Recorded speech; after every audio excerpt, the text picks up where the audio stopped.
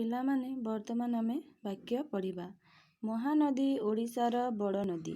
ମହାନଦୀ ହେଉଛି ଓଡ଼ିଶାର ବଡ଼ ନଦୀ ବା ବୃହତ୍ତମ ନଦୀ। ହାତୀ ଏକ ବଳଶାଳୀ ଜୀବ। ହାତୀ ହେଉଛି ଏକ ବଳଶାଳୀ ଜୀବ। ସେ ବହୁତ ବଡ଼ ବଡ଼ ଜିନିଷ ଏକୁଟିଆ ବି ଉଠେଇ ଦେଇପାରେ। ତେଣୁ ଆମେ ତାହାକୁ ବଳଶାଳୀ ଜୀବ ବୋଲି କହିଥାଉ।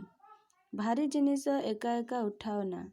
ଭାରୀ ମାନେ ଓଜନିଆ ଜିନିଷ ଏକୁଟିଆ କେବେ ଉଠେଇବ ନାହିଁ, କାରଣ ସେ କେତେବେଳେ ଗୋଡ଼ରେ ପଡ଼ି ଲାଗିଯାଇପାରେ।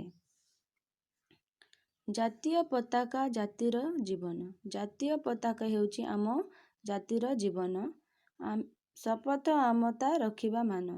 ଆମେ ସମସ୍ତ ଶପଥ କରିବା କି ଆମେ ଆମ ଜାତୀୟ ପତାକାର ମାନ ରଖିବା। ଆମେ ଜାତୀୟ ପତାକାକୁ କେବେ ବି ତଳେ ନୁଆଇଁ ଦେବା ନାହିଁ। ଆମେ ସର୍ବଦା ଜାତୀୟ ପତାକାକୁ ଉଚ୍ଚ କୋଟିରରେ ତାକୁ ଟେକି ରଖିବା। ବର୍ତ୍ତମାନ ପିଲାମାନେ କୁହ, କିଏ କିଏ ମହାନଦୀ ଦେଖିଛ?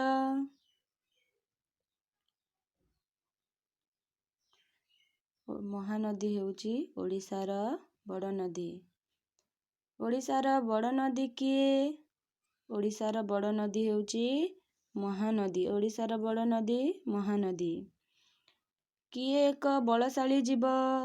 ହାତୀ ଏକ ବଳଶାଳୀ ଜୀବ। କିଏ ଏକ ବଳଶାଳୀ ଜୀବ? ହାତୀ ଏକ ବଳଶାଳୀ ଜୀବ। ଭାରୀ ଜିନିଷ ଏକା ଏକା ଉଠାଅ ନା। ଏକା ଏକା କ'ଣ ଉଠାଇବ ନାହିଁ? ଭାରୀ ଜିନିଷ ଏକା ଏକା ଉଠାଇବ ନାହିଁ। ଜାତୀୟ ପତାକା ଜାତିର ଜୀବନ। ଆମ ଜାତୀୟ ପତାକାର କେତୋଟି ରଙ୍ଗ ଥାଏ? ଆମ ଜାତୀୟ ପତାକାରେ 3ଟି ରଙ୍ଗ ଥାଏ। ଆମେ କ'ଣ ଶପଥ କରିବା?